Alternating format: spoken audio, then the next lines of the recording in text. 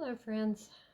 So, I have been debating hopping on here and sharing this information with you all and Facebook at large, and have been struggling with this for a few days now, but finally giving in to what I feel like God is wanting me to share. So, there are some big things happening right now in healthcare, and I thought it's one of those things that it's so big to me and to my coworkers that I thought kind of everybody knew about it.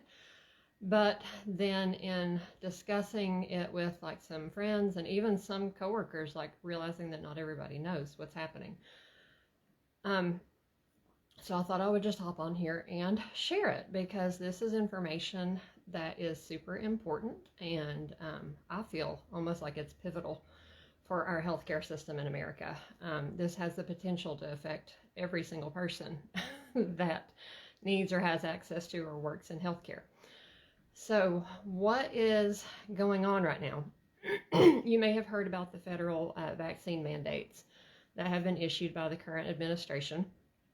And there was a victory last week in that one of the mandates was overturned in federal court, to my understanding. And that was the OSHA mandate for companies that have 100 employees or more. So the mandate that was being pushed through, but was fought back by employers and states, fought against it, and they were able to overturn that mandate, which is, praise the Lord, right? However, there's a second mandate that has gone into effect, and this affects everyone who are all healthcare facilities and some outpatient clinics that receive Medicare and Medicaid money, which is pretty much almost every facility except private pay facilities.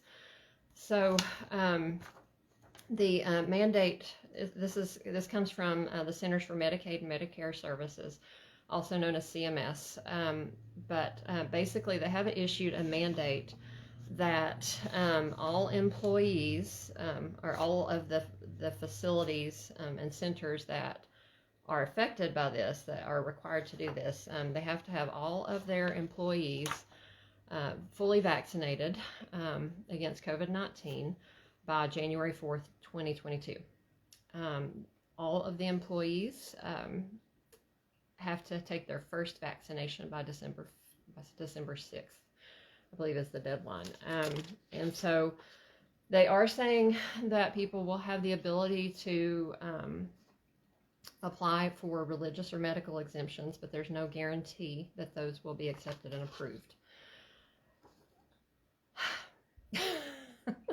So this is huge, you all. So basically, the CMS vaccine mandate requirements apply to ambulatory surgical centers, hospices, programs of all-inclusive care for the elderly, hospitals, long-term care facilities, psychiatric residential treatment facilities, intermediate care facilities for individuals with intellectual disabilities, home health care agencies, comprehensive outpatient rehab facilities, critical access hospitals, and clinics, and it specifies clinics as being rehab agencies and public health agencies as providers of outpatient physical therapy and speech-language pathology services, community mental health centers, home infusion therapy suppliers, rural health clinics, federally qualified health centers, and end-stage renal disease facilities. And so this applies again to anyone who, any facility like that receives Medicare or Medicaid money, which for our local health system, that's 70% of our payment source. And our local healthcare system, at last official count, we had, I think it was 36% of our employees remained unvaccinated by choice. This was not a, they just delayed getting it or didn't know about it. It's by choice. And so this mandate is forcing all of us who are unvaccinated to either apply for exemption, which may or may not be approved, and it is at the mercy, at our facility, it's at the mercy of a board that's being put together to address the exemptions, the exemption requests. So we can submit for an exemption by November 24th, and then we are supposed to receive notice, or anyone who submits for an exemption should receive word on whether it's approved or not by December 1st. And if it is approved, then we don't really know what that means, except that they won't have to take the vaccination, at least not right away. That hasn't been real clear.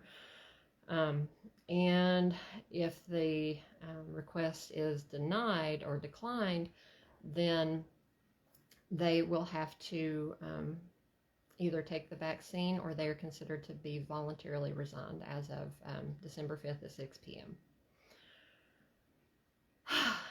Big stuff, y'all. Big stuff. So, and this may cut off because I have a timer on my phone, and if it does, I'll hop back on and we'll do a part 2. But this is huge because our hospitals locally and healthcare facilities are already critically understaffed.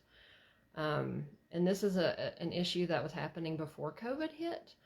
But since COVID, it has just been really exacerbated for various reasons. But like we have 3 wings at one local hospital that I know of that are, what's the timer, at our local hospital that are closed because we don't have the staffing to keep the beds open. We are running slim ratios on all of our bedside or patient care units.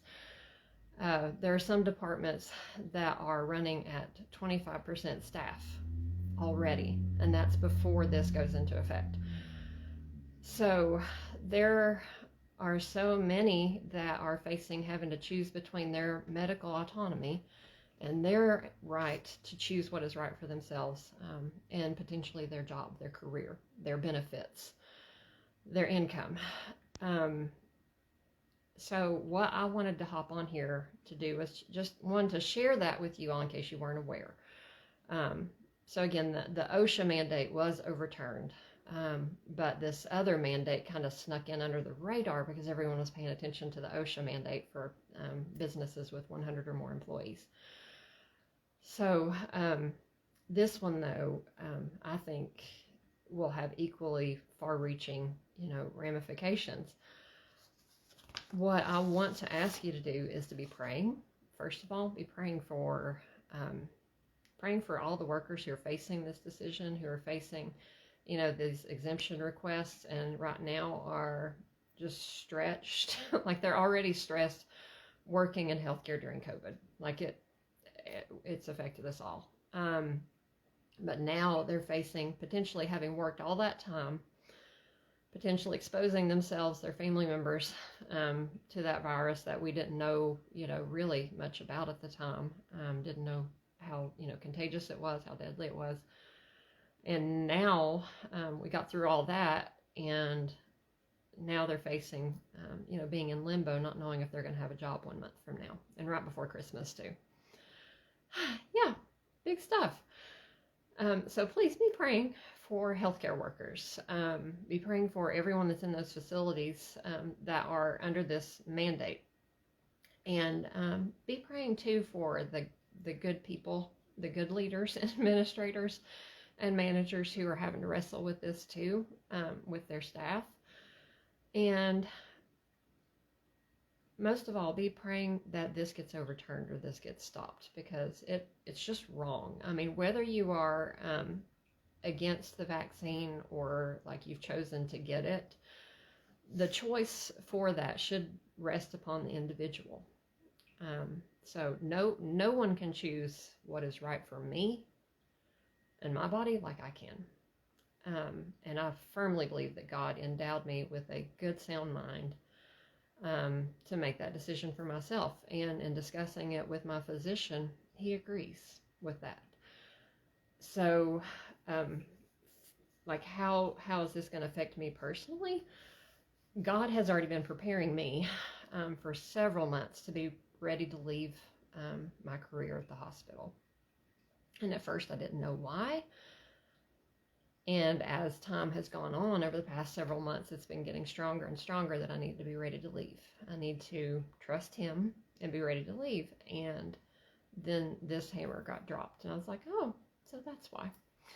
So God has done some amazing things in preparing me for that. And I'll share that. That's a story for another video. But anyway, if I do hear of any ways that you all can support us during this time, or ways that you can specifically come to action against this mandate. And this is not just affecting Tennessee. This is affecting every state in the United States, every hospital, every home health agency, long-term care facility that accepts Medicare and Medicaid money, which is the vast majority of them, maybe all of them. So if I hear of any ways that you can help us, and you want to get involved, if you just want to say that you're praying for us, comment and drop that. Because I'm trying to share resources and encouragement for my friends that are especially in limbo right now. Like I have an exit plan. I have an exit strategy. I'm thankful to God for that, and thankful that I have the ability to do that. But I have a lot of friends who don't, and so it's really, really hard. So, whew. Sorry. So, if you're praying for us, if you're supporting us, and if you want to know how you can get involved when I find out ways that you can, just drop a comment and I will share that with you. And I will share it on my Facebook page too, so that you can stay tuned.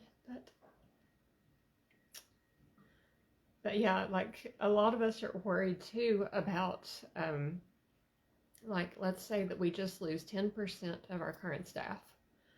Since we're already critically staffed, like critically low staffed, that could have huge implications, on our facilities, and on our abilities to take patients and care for them properly. So it's just a huge, huge deal. So thank you for hanging in here. Thank you for putting up with the raw emotions. And thank you for your prayers and your love. All right, I'm going to hop off here. Thank you all. And again, if you want to know more, or if you just want to just say, hey, we're praying for you, comment, and I'll share that with my friends that I'm providing encouragement to. Thank you.